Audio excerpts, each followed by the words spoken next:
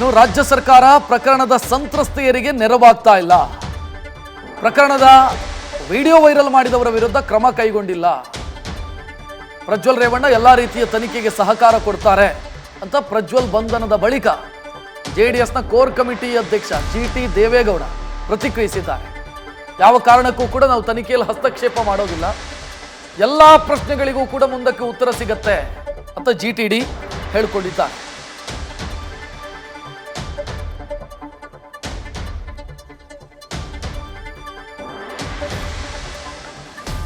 ನಮ್ಮ ಪಕ್ಷದ ತೀರ್ಮಾನ ನಿಮಗೆಲ್ಲರೂ ಕೂಡ ಗೊತ್ತಿದೆ.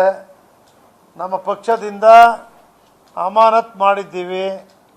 ಕಾಂಗ್ರೆಸ್ ಸರ್ಕಾರ SIT ರಚನೆ ಮಾಡಿದೆ. ಅವರೆಲ್ಲರೂ ಕೂಡ SIT ತನಿಖೆ ನಡೀತಾ ಇದೆ. ನಾವು ಸ್ವಾಗತ ಮಾಡಿದ್ದೀವಿ. ಈ SIT ತನಿಖೆ ಸಂತ್ರಸ್ತೆಯರಿಗೆ ನೆರವಾಗ್ತಾ ಇಲ್ಲ ಸರ್ಕಾರ, ರಾಜ್ಯ ಸರ್ಕಾರ.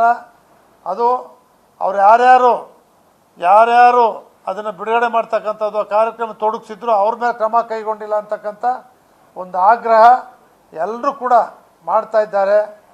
ಕೂಡಲೇ ಇವತ್ತೇನು ಅವ್ರಿಗಿದ್ದದ್ದು ಪ್ರಜ್ವಲ್ ಅವರ ಬಂಧನ ಆಗಬೇಕು ಅಂತಿತ್ತು. ಪ್ರಜ್ವಲ್ ಅವರೇ ನೇರವಾಗಿ ಬಂದಿದ್ದಾರೆ, ಅವರನ್ನೇ ಬಂಧನಕ್ಕೆ ಒಳಪಡಿಸಿದ್ದಾರೆ. ನಮ್ಮ ಕೆಲಸ ಮುಗಿತಲ್ಲ.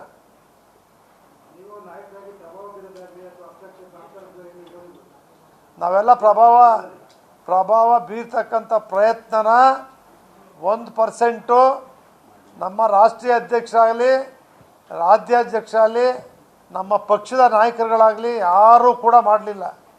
ಪ್ರಥಮದಿಂದನೇ ನಮ್ಮ HD ಕುಮಾರಸ್ವಾಮಿ ಅವರು ನಮ್ಮ ನಾಯಕರು ಹೇಳಿದರು, ತಪ್ಪಿತಸ್ಥರಿಗೆ ಶಿಕ್ಷೆ ಆಗಬೇಕು, ಉಪ್ಪು ತಿಂದವರು ನೀರು ಕುಡಿಯಬೇಕು ಅನ್ನೋದನ್ನು ಹೇಳಿದ್ದಾರೆ.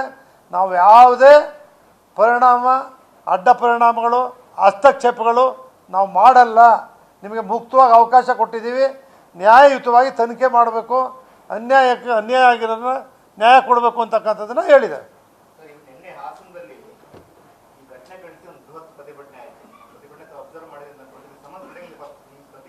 ಏನು ಪ್ರತಿಭಟನೆ?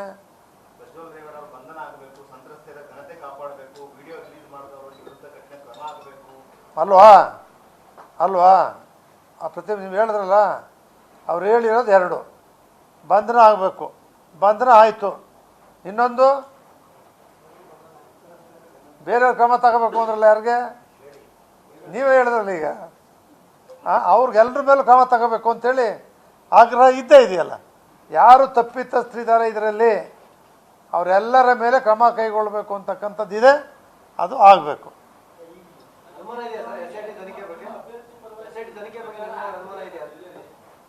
ನಾವು ಈಗಲೇ ಹೇಳಲ್ಲ, ವರದಿ ಕೊಟ್ಟೇ ಇಲ್ಲ.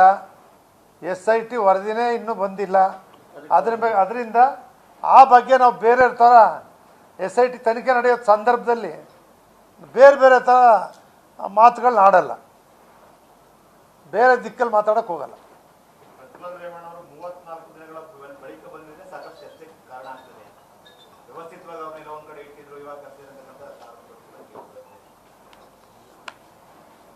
ಅದೆಲ್ಲಕ್ಕೂ ತನಿಖೆ ಉತ್ತರ ಕೊಡುತ್ತೆ. ತನಿಖೆಯಿಂದ ಉತ್ತರ ಬರಲಿ, ಪೂರ್ಣ ತನಿಖೆ ಹೊರಬಿಡಲಿ ಸರ್. ಪೂರ್ಣ ತನಿಖೆ ಹೊರಬರಲಿ.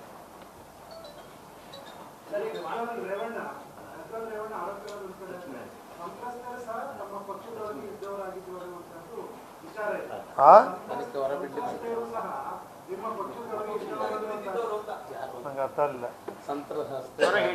ಸಂತ್ರಸ್ತರು ಕೂಡ ನಿಮ್ಮ ಪಕ್ಷದ ಕಾರ್ಯಕರ್ತರು ಅಥವಾ ಕಾರ್ಯಕರ್ತರ ಸಂಬಂಧಿಕರು ಇದ್ದಾರೆ, ಅವ್ರಿಗೆ ನೀವು ಯಾವ ರೀತಿ ನ್ಯಾಯ ಕೊಡ್ತೀರಿ ಅಂತ ಪ್ರಶ್ನೆ. ಅಲ್ರಿ, ನಮ್ಮ ಸಂಬಂಧಿಕರು, ನಮ್ಮ ಪಕ್ಷದವರು, ಇವ್ರು ಕಾಂಗ್ರೆಸ್ ಅವರು, ಇವ್ರು BJP ಅವರು ಅಂತ ಹೇಳ್ತಾರಲ್ಲ, ಹೇಳೋಕ್ಕಾಯ್ತದ? ನಾವು ಆ ಥರ ಮಾಡೋಕ್ಕಾಯ್ತದ? ಯಾರಿಗೆ ಅನ್ಯಾಯ ಆಗಿದೆ ಅವ್ರಿಗೆ ಸರ್ಕಾರ ನೆರವಾಗಬೇಕು, ಯಾರೇ ಇರಲಿ.